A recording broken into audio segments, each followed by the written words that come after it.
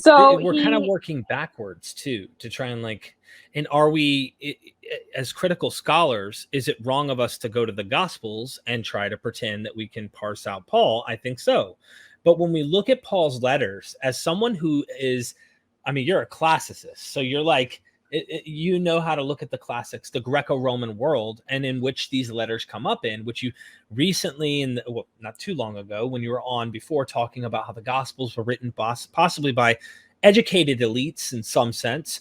I'm wanting to kind of picture that as we have this canon, right? And trying to get to Paul. Like, what is this guy doing when these elites are using Paul? Mark is, whoever this Mark person, really, whoever the author at the least. Yeah, is what is going on? Why are they using Paul? Maybe is a question, and then we can get into Paul and maybe what you've learned.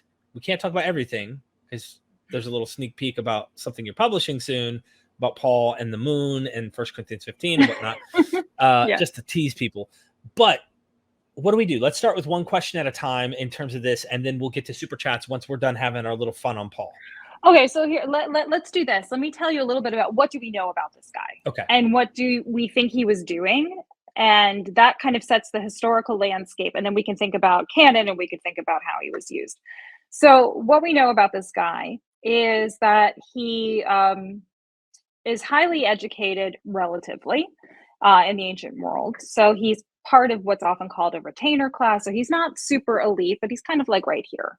And we know this basically not by too much of what he says, although a little bit about what he says about himself, but we can see it in the letters themselves. It's sort of its own piece of evidence in terms of his references, his mastery of language, his use of rhetoric, his understanding of philosophy, his understanding of the Hebrew Bible. Now, I say Hebrew Bible instead of Old Testament because I want to be, respectful of what that material is outside of Christianity. But he's reading what's called the Septuagint. So he's reading the Hebrew Bible, not in Hebrew, but he's reading it in Greek. He's a native Greek speaker. That's very clear. And he's been educated at the level of what we usually call progymnasita. So he's had a fair amount of schooling, and he tells us he's a Pharisee. So he's a teacher, more or less, or an interpreter of the Hebrew Bible, again, in Greek.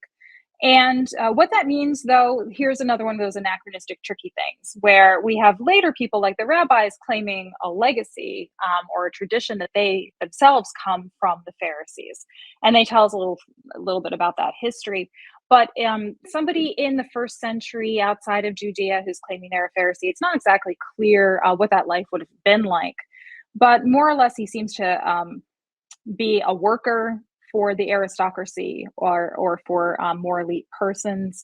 When he talks about persecuting early Christians, what we might call early Christians or Christ followers before he has his conversion, and those are terms we should talk about too, that seems to be kind of like what he would do for a career. He interprets the Hebrew Bible. He kind of is a bag man, maybe, or he's, he's working for the higher ups. What persecute or I think pursue, sometimes people use different words for what he was supposed to be doing. It's imagined that he's killing early Christians, but I think that's maybe going a little too far. So he's had, a good education. He's used to doing these kinds of interpretations of the Hebrew Bible. He is very skilled in Greco-Roman philosophy, what we might call Greco-Roman philosophy, but specifically Plato. He knows Plato really well. He seems to know some Stoicism, at least to some extent. And because he's been educated in this, Greco-Roman way, he's utilizing that in the way that he's trying to convince the Gentiles, the non-Jews that he's writing to in these letters, of his positions. So that's basically the extent of what we know.